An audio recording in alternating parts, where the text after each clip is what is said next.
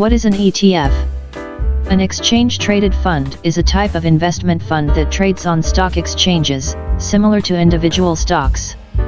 ETFs are designed to track the performance of a specific index, commodity, sector, or other underlying assets. They offer investors a way to diversify their portfolios and gain exposure to a broad range of assets without having to invest directly in each individual component.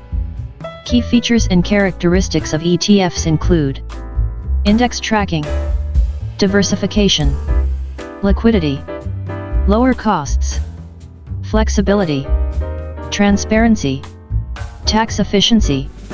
Investors interested in ETFs should consider factors such as the fund's expense ratio, tracking error, how closely it follows the index, trading volume, liquidity, and the underlying assets it holds. ETFs are popular among both individual investors and institutional investors due to their convenience, diversification benefits, and cost effectiveness.